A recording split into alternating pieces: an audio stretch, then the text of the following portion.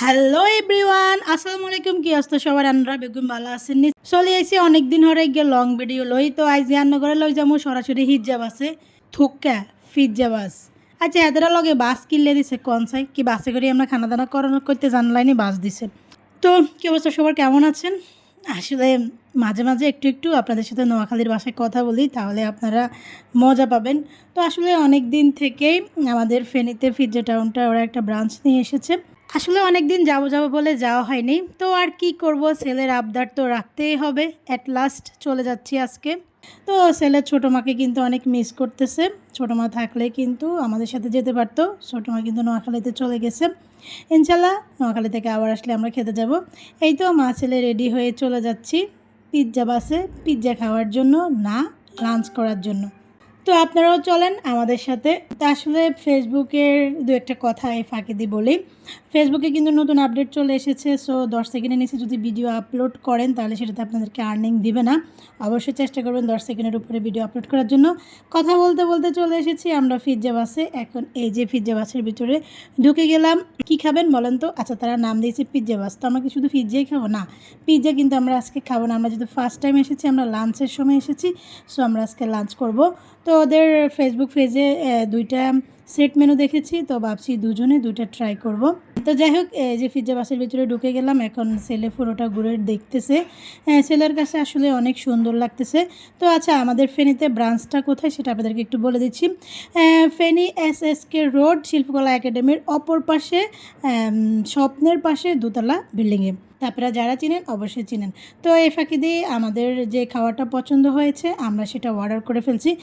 Pizza বাসের একটা জিনিস সুন্দর লেগেছে, সেটা হচ্ছে আপনি যে খাবারই খাবেন না কেন আগে বিল পেমেন্ট করতে হবে। বিল পেমেন্ট করার পরে আপনাকে অপেক্ষা করতে হবে খাওয়ার জন্য। তো এই জিনিসটা আমার কাছে খুব ইউনিক লেগেছে, মানে বাইরের দেশের মতো। আমি যখন সৌদি আরব ছিলাম তখন কিন্তু সৌদিতেও সেম, আগে বিল পেমেন্ট করতে হয় তারপর খাওয়ার আসে।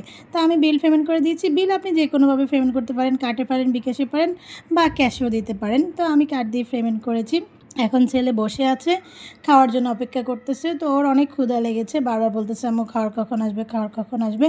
তো আসলে মিনিমাম আধা ঘন্টা লাগে রেস্টুরেন্টে গেলে খাওয়ার আসতে।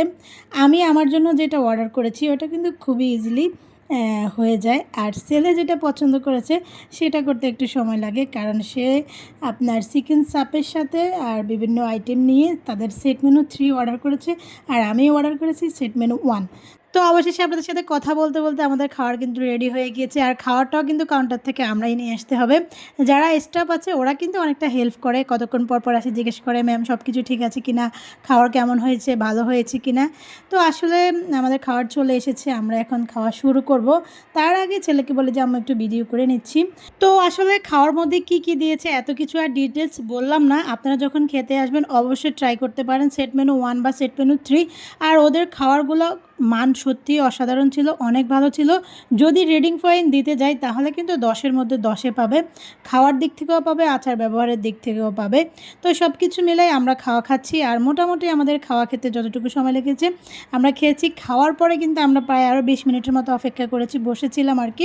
এবং কি সাথে আমরা আরও 2টা কোল্ড ড্রিঙ্কস অর্ডার করেছি। তো এই আর কি, খাওয়া দাওয়া শেষ। এখন মা ছেলে বাসায় চলে যাব। আর ছেলেরও খাওয়া শেষ, ছেলে বলতেছে এবার চলেন বাসায় দিয়ে রেস্ট করব।